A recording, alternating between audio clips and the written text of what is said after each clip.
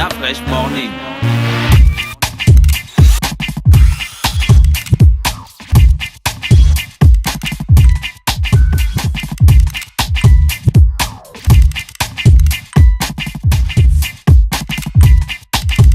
UrbanFM.fm.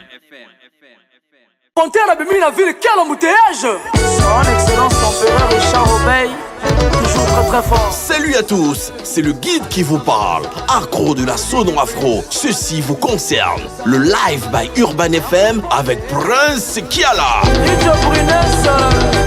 C'est ce samedi 24 février 2018 dès 19h30 à l'Institut français. Le live by Urban FM avec Prince Kiala, c'est du 100% live. Eh oui, 100% live. Venez vibrer au rythme du Passoula, du Nzouzou, de la frappe en frappe et Zamoto. Entrée 10 000 francs CFA. Billets déjà disponibles à l'Institut français. Infoline 06 04 85 31. Partenaire Téléafrica, Radio Ubuntu, Best TV, Saikon Productions, Direct Prod, Hurricane.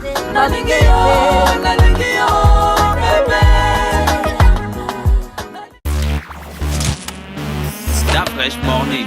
Vous êtes sur les 104.5 Urban FM, la station urbaine dans le Da Fresh Morning. Pépé est avec nous ce matin. Pépé, bonjour. Bonjour Da Fresh. Comment tu vas? Toujours. Et la toujours. Saint-Valentin? Gang, gang, gang. Tu n'as pas vu ça venir? Non, mais ce que j'ai vu, pour moi, c'est un jour peut-être spécial, mais c'est encore plus spécial aujourd'hui parce que le Real de Madrid joue contre Paris Saint-Germain. Moi, c'est plus focalisé là-bas. Voilà, tu vas fêter ta Saint-Valentin avec le foot. Le problème avec vous, c'est que quand vous voulez faire les bébés, vous ne faites pas ça avec le foot. Hein? N'est-ce pas? Voilà. Ça, c'est maintenant le prétexte que toutes les personnes qui ne veulent pas. Hein, Mais encore que si vous avez la télé dans la chambre, si vous avez la télé dans la chambre, ça peut résoudre aussi le problème. Ah non? Oui. Ah, ciao Pépé.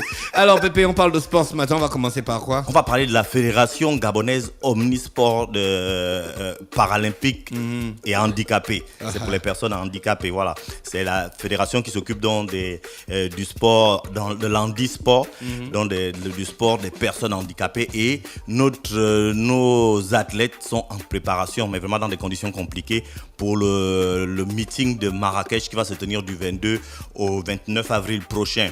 Là, on voit, ils sont en train d'essayer le javelot. En fait, là, j'étais vraiment dépassé, quoi, entre griffes. Parce que on a l'habitude de voir les conditions compliquées dans lesquelles les athlètes gabonais se préparent. Mais ceux-là, je crois que c'est ce qui se fait de pire, quoi. Donc là, on est en train de préparer un meeting international. La fédération certains ont des vélos qu'ils avaient eu avec la première dame il y a de cela plusieurs années. Il y a d'autres qui s'entraînent là, tu vois. Il n'y a même pas comment on appelle ça, les starting blocks. Ils mettent des briques pour départ. Et ils vont aller affronter des gars qui ont une certaine expérience, des gars qui ont des conditions d'entraînement idéales. Et nous, c'est toujours pareil, on s'entraîne dans des conditions vraiment assez... Mais psychologiquement parlant, est-ce qu'ils sont stables? Est-ce qu'ils sont au beau fixe? Est-ce qu'ils sont confiants? Ben, ils ont envie de montrer qu'ils peuvent faire quelque chose. Il y en a parmi eux certains qui ont déjà participé à des compétitions internationales. Ceux qui se préparent là, non. Tu vois, donc c'est vraiment Donc ça, c'est des nouveaux, mais voilà, sinon... on participait déjà, on avait déjà participé, on avait je crois qu'il s'appelait, j'ai oublié son nom, je vais éviter de dire n'importe quoi, qui était même de Port-Gentil, qui participait aux Jeux paralympiques, qui avait déjà participé aux Jeux paralympiques. Et donc là, il y a des Jeux de Tokyo 2020. Et ces Jeux de Marrakech, ce meeting de Marrakech est qualificatif à ces Jeux. Ça veut dire que c'est de là-bas qu'on va prendre les meilleurs pour participer Est-ce qu'ils vont participer? Est-ce qu'ils sont déjà prêts? Ils sont inscrits. Ils sont inscrits. Mais ils ne sont pas prêts. Est-ce qu'il y a les moyens pour partir? C'est justement, il n'y a même encore rien. Lorsqu'on a essayé de discuter avec certains, et ils m'ont dit qu'il y a des dossiers qui sont déjà en cours au ministère de la jeunesse et des sports, et qu'ils sont en attente, et que là vraiment pour eux aussi c'est un cri un cri, vraiment un appel pour qu'on essaie de changer ces conditions. Ça, on parle de l'équipe nationale du Gabon. On ne parle pas de 2 ou 3 personnes qui se sont réunies pour se préparer à une quelconque compétition. C'est l'équipe nationale du Gabon qui va affronter les autres équipes africaines lors d'un meeting international. Donc, il faudrait que ces athlètes soient... On sait qu'ils ne peuvent pas être dans les mêmes conditions que les footballeurs. Ils ne peuvent pas être dans les mêmes conditions que les handballeurs. Mais qu'ils soient au moins dans des conditions qui soient assez, décentes pour qu'ils arrivent quand même à donner tout ce qu'ils ont pour représenter dignement les couleurs du Gabon. Là, ils sont au stade de Zaïon parce que c'est un stade ouvert, c'est un stade qui peut permettre aux gens, à tout le monde de se préparer. Et donc là, ils sont mélangés avec et ceux qui viennent pour faire le footing, et ceux qui viennent pour regarder leur match de foot, et ceux qui viennent pour se balader, et tout le monde. Donc il n'y a même pas cette concentration spéciale pour une équipe. Donc ça veut dire qu'il y a souvent une organisation. Quand les footballeurs, les handballeurs ou les basketteurs s'entraînent, il y a un huis clos qui peut permettre aux joueurs d'être dans des conditions un peu particulières. Là, il n'y en a pas. Et donc, ces athlètes se préparent difficilement. Je rappelle, le meeting, c'est le 3e meeting de Marrakech qui va se dérouler du 22 au 29 avril prochain. Et parmi ceux que tu as rencontrés, il y a quelle discipline? Il y a le javelot, comme voilà. Il y a la vitesse. Oui. Il y a la course à vitesse sur, on va dire, sur le 100 mètres, quoi, ouais. Le 80 mètres. Il y a la course des vélos. Voilà. À la vitesse. La vitesse, oui. C'est aussi le 80, le 100 mètres. Donc voilà, c'est un peu ces disciplines-là qui sont là. Et puis il y a aussi... il y a aussi le basket, non? Oui, mais nous, on n'en a pas. On n'en a plus. Non, là, pour ceux qui étaient là, il n'y en avait pas. D'accord. Sinon, il y a souvent, le basket, ils font souvent des 2x2. Mais là, il n'y en a pas. D'accord, voilà. ok. Pépé, sur un autre plan, on a quoi? Sur un autre plan, on a une détection qui est organisée par Paul Kessani. Une détection en termes de football. C'est vrai qu'on parle beaucoup de football ici et peut-être les auditeurs ont souvent raison. Mais bon, donc là, comment on appelle ça, les recruteurs sont venus, ils ont discuté avec certains responsables de clubs, ceux qui font dans la formation. Et là, présentement, avec ces images, on a vu Kessani qui était avec ses recruteurs à Académie Club de Libreville chez Yael Amvam. Et ensuite, ils ont fait le tour des différents responsables de structures de jeunes. Et là, c'était sur le plan pratique. Mais c'est comment ça se passe une détection? Une détection, celle-là, elle s'est passée que chaque équipe amène, chaque formation amène son équipe, des joueurs entre 15 et 18 ans, et les recruteurs choisissent les meilleurs. Donc au départ, il y avait une trentaine d'équipes. Ouais. Et donc, dans chaque équipe, les recruteurs prennent les meilleurs joueurs des équipes. Ensuite, s'il y a un grand nombre dans une équipe, cette équipe peut être qualifiée pour le tour suivant. S'il n'y a pas un grand nombre, on prend uniquement les individus. Parce qu'à la fin de la détection, les recruteurs ne sont pas venus pour prendre une équipe. Ils sont venus pour prendre 2 ou 3 joueurs, individus. Voilà, des individus. Donc, vous pouvez appartenir à une équipe et puis que dans votre équipe, on n'ait pris qu'une ou 2 personnes. Donc, l'objectif, c'était à Libreville ici, prendre les meilleurs. À Lambaréné, ils sont allés également pour un jour de détection, prendre les meilleurs. Et quand on les prend, où est-ce qu'on les emmène exactement? Qu'est-ce qu'on fait? C'est quoi la suite? Ces recruteurs-là sont ceux qu'on appelle souvent dans le jargon des scouts. Donc ça veut dire qu'ils viennent et ils proposent les joueurs dans des centres de formation. Donc ils ont des contrats avec plusieurs centres de formation. Donc ils peuvent prendre ces joueurs-là et aller leur proposer à ces centres de formation-là. Ils ont également... Des centres de formation au Gabon, ailleurs? Non, en Italie, c'est les Italiens. D'accord. Voilà, donc ils vont proposer les joueurs. Donc c'est à eux de faire en sorte que les joueurs qu'ils vont prendre soient les joueurs d'un bon niveau. Parce que il faut d'abord qu'ils prennent d'abord des joueurs d'un bon niveau. Il faut d'abord que les petits ont des aptitudes. Voilà, sinon ça va aussi de leur parce renommée. Que sinon ils perdent aussi leur contrat, quoi. Voilà, si donc si tu amènes un joueur et puis non seulement bon. physiquement, techniquement, mentalement, psychologiquement, il n'est pas bon, il y a une relation de confiance qui peut se casser entre toi et le club. Donc, et là, il y a comme, surtout à Lambaréné par exemple, ils disent que ce qu'ils ont vu, c'était pas ce qu'ils voudraient voir. Donc je crois que peut-être que le niveau est très bas là-bas. Le niveau était très bas. Peut-être que tout le monde n'était pas aussi, n'avait pas été informé, tous les enfants n'avaient pas pu être regroupés à temps. Parce qu'on sait quand même qu'une région comme Lambaréné, il y a quand même beaucoup d'enfants et qui peuvent quand même avoir le niveau d'être... Ça c'est ce que toi tu penses. Tu connais le niveau qu'on veut. Et Pépé, quand on a envie d'être footballeur, on est prêt à tout moment. Hein. C'est quand on te réveille là, on te dit que vas-y, tu y vas. Oui. Donc c'est pas qu'on doit te prévenir à l'avance pour que... Non. Parce que les opportunités peuvent se présenter. Ça c'est vrai ce que tu dis. Mais après, si des enfants déjà sont dans d'autres... ont pris d'autres engagements ou si... Parce que lorsqu'on fait une telle organisation, on s'allie au club. Ce sont les clubs qui organisent pour... Mais il y a des enfants qui n'ont pas de club. Quand tu organises une détection comme ça, c'est toi qui fais venir les scouts, comment tu les appelles? Oui. C'est toi qui les fais venir, qui les loge et tout ça, qui les emmène à gauche, à droite. Hein? Oui. Ah, d'accord. Donc c'est un peu ça. On va dire que c'est l'implication de Kessani et c'est au Vendo, au stade de Comilog. Voilà, donc c'est un peu... je viens de voir un petit là qui a le numéro, le dossard 7. Il est technique, hein? Regarde ce qu'il va faire, attends. Regarde, celui-là. Voilà. Tu vois celui-là, le 207, regarde ce qu'il va faire. Tu as vu? Il passe une fois. C'est un grand pont. C'est comme ça qu'on appelle ça, un grand pont. Oui, il y a eu quand même des bons.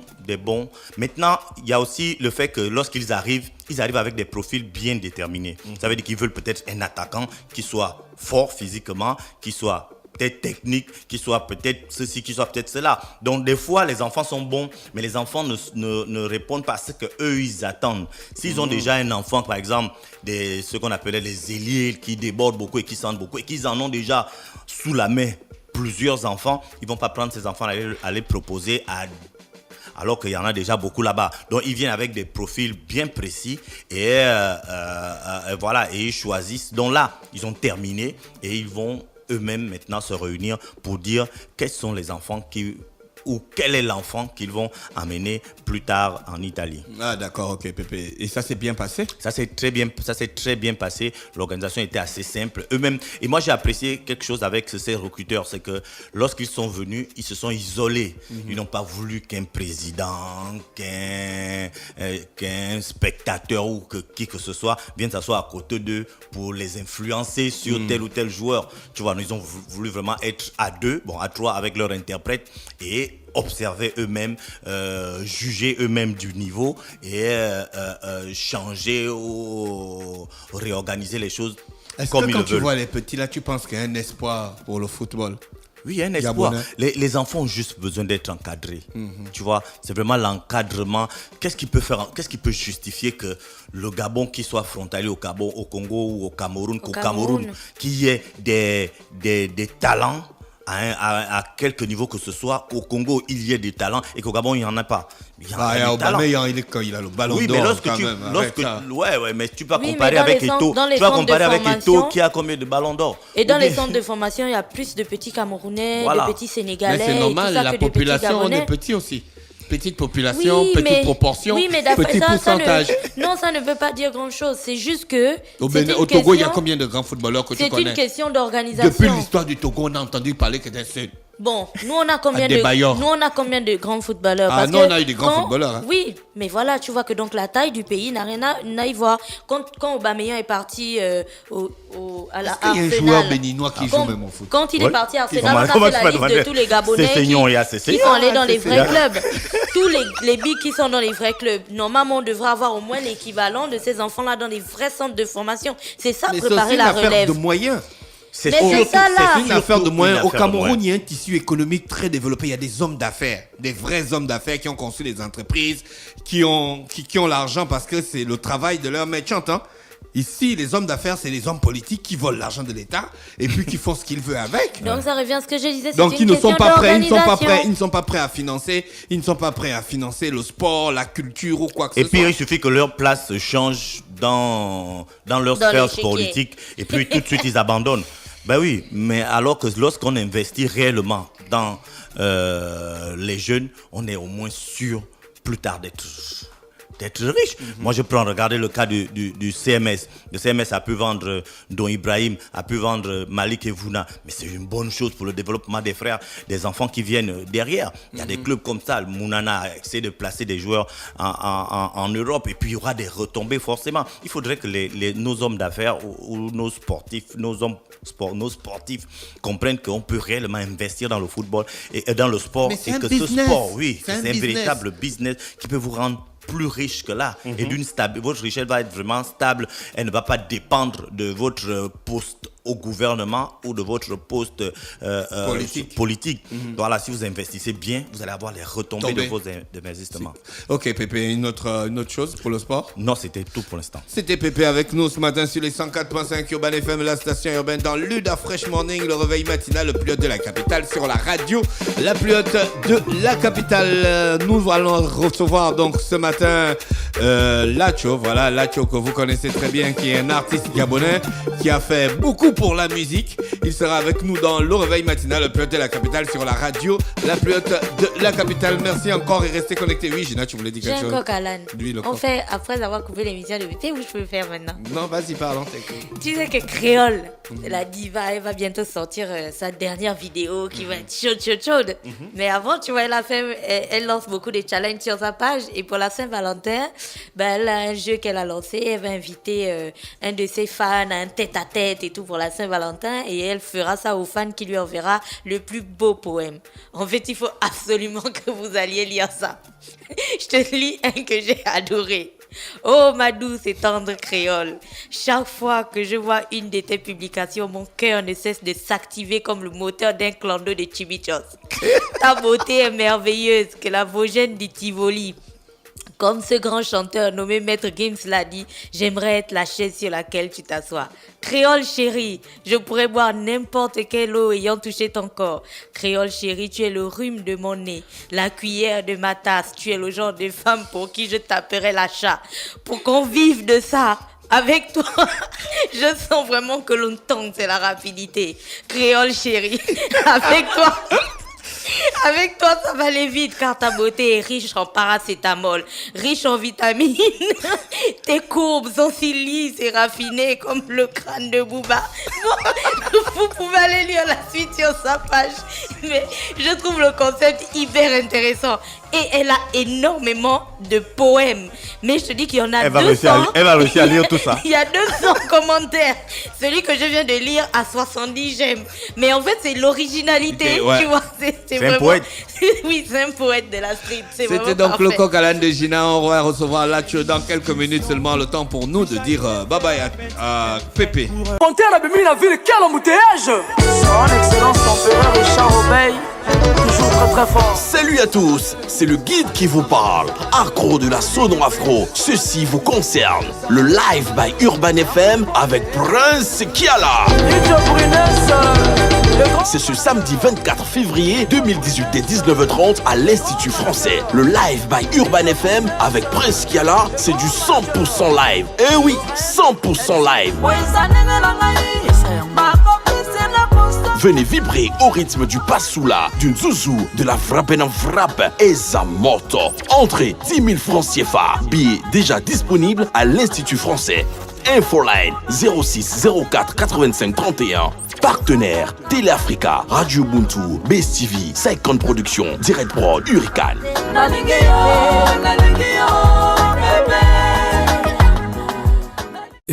Urban FM. Découvrez et apprenez Urban FM. C'est la première radio urbaine au Gabon. Urban FM, c'est aussi une équipe de jeunes dynamiques à votre écoute pour vous satisfaire. La recherche d'une qualité de son parfaite, de nouvelles techniques de communication. Urban FM, c'est une nouvelle manière de voir et de faire de la radio. Grâce à Urban FM, vous n'écouterez plus la radio de la même façon. Entrez dans l'univers Urban FM 104.5, la station urbaine. 104.5, 104.5, 104.5. Urban FM, Urban FM. Urban FM. Stop Fresh Morning.